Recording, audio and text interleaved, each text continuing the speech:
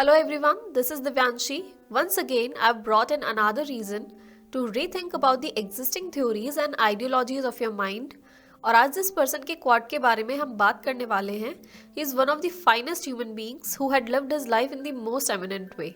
अगर आप उनकी जर्नी देखेंगे कि कैसे उन्होंने एक कंट्री के प्रेसिडेंट होने के बाद भी एक किताबों से भरे हुए छोटे से कमरे में अपनी पूरी जिंदगी सुकून के साथ गुजार दी और इतने महान काम करते हुए गुजारी, और जब आप अपने आसपास लग्जरीज से घिरे हुए लोगों को भी डिप्रेशन में देखेंगे, so I am sure you'd agree with me and also respect him from the core of your heart. So as you're able to see, मैं जिस person की बात कर रही हूँ उनका नाम है doctor APJ Abdul Kalam.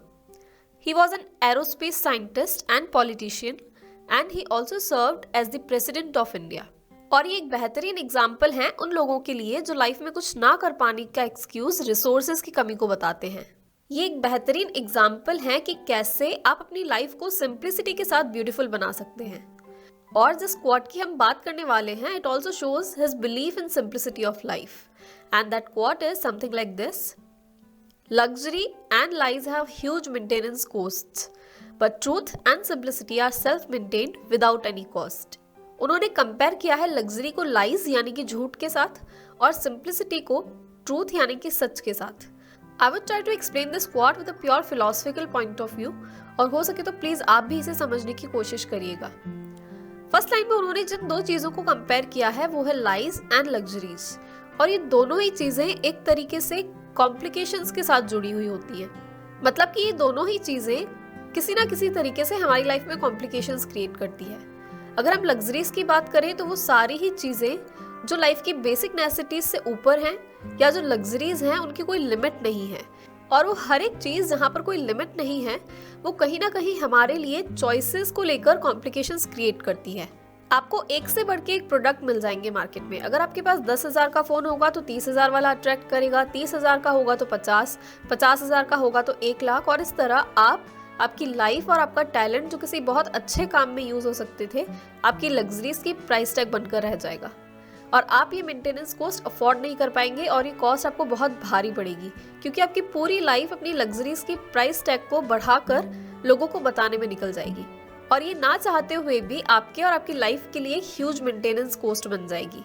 Secondly, अगर हम बात करें लाइज की, तो हम सबने सुना है कि एक सच को छुपाने के लिए हमें 100 झूठ बोलने पड़ते हैं, और झूठ बोलने का सबसे बड़ा डिसएडवांटेज ये होता है कि हमें उसे याद रखना पड़ता है और हमारे लिए कॉम्प्लिकेशंस काफी हद तक बढ़ जाते हैं. सो लाइज यानी कि झूठ की कॉम्प्लिकेशंस हम सभी को पता है.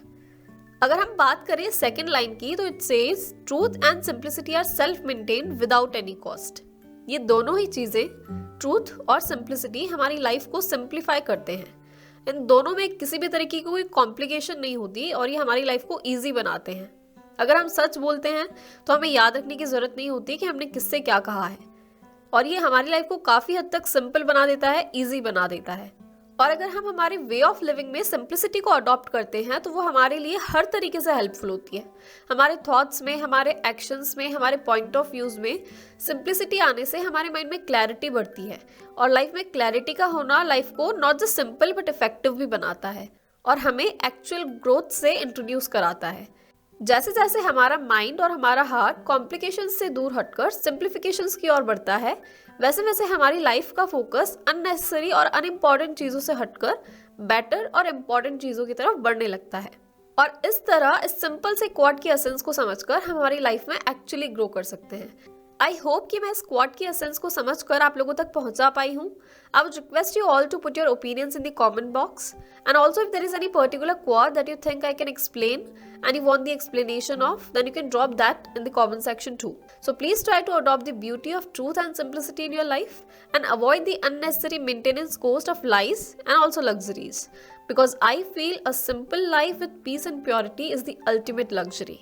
And last but not the least, I wish you all a very very happy Diwali. Thank you so much.